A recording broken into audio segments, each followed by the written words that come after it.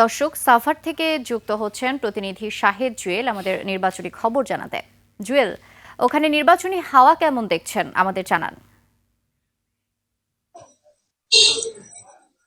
নির্জনা, ধন্যবাদ আপনাকে। আমি এই মুহূর্তে আছি ঢাকা 19 আসনের আশুলিয়া থানার পাথালে ইউনিয়নের একটি বাজারে।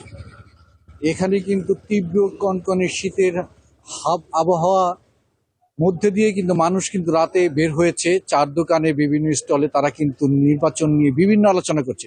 আপনি ইতিমধ্যে জেনে থাকবেন যে আজ থেকে কিন্তু আগামী 9 তারিখ পর্যন্ত মনোনয়নপত্র যা দাখিল করেছে এই আসনে, তারা যারা বাতিল হয়েছে তাদের কিন্তু আপিলের চলছে। তো এই মুহূর্তে আমি আপনাদের দেখাতে চাই যে এখানে কিন্তু এই চার দোকানের সামনে বিপুল সংখ্যক লোকজন অবস্থান করছে, যারা এই আসনে নির্বাচন নিয়ে বিভিন্ন আলাপ আলোচনা করছে, নির্বাচনে কাকে ভোট দেবেন সে ব্যাপারে কথা বলছে। নির্জনা, আপনাকে একটু আমি জানিয়ে দিতে চাই যে এখানকার মানুষজনের যে ভাবনা একটু আপনি যদি দেখেন। আচ্ছা, আপনি একটু বলবেন যে এখানে যে নির্বাচন, কাকে ভোট দেবেন বা কি পরিস্থিতি নির্বাচনে? আমি সাইদুর রহমান পান্নু। আমরা ঢাকা 19-এ ধানের শীষের কোনো বিকল্প নাই। আমরা ডক্টর দেওয়ান মোহাম্মদ সালাউদ্দিন বাবু ভাই এখান থেকে লড়বে ঢাকা 19-এ। আমরা এবার সবাই মনস্থির করেছি, আমরা ধানের শীষে ডক্টর সালাউদ্দিন বাবুকে আমরা ভোট দেব। আচ্ছা, ধন্যবাদ। আপনি একটু বলবেন যে কাকে মনস্থির করছেন বা কি পরিস্থিতি, ভোটের চিন্তা ভাবনা করছেন কিনা? আমি জুয়েল। আমরা এখনো যাচাই বাছাই করছি, চিন্তা ভাবনা করছি।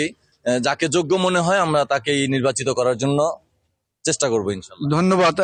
আপনি শুনছিলেন নির্জনা যে এখানে সাভারের ইতিমধ্যে কিন্তু 11টি মনোনয়নপত্র দাখিল করেছে সংসদ সদস্য নির্বাচনের জন্য, যার মধ্যে 9টি কিন্তু ইতিমধ্যেই বৈধতা ঘোষণা করেছেন নির্বাচন রিটার্নিং কর্মকর্তা।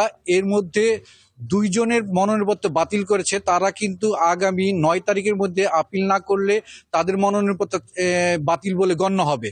তো সাভারের কিন্তু প্রায় 7.5 লক্ষ ভোটার এখানে রয়েছে। এখানে নারী ও পুরুষ উভয় ভোটার প্রায় সমান সমান।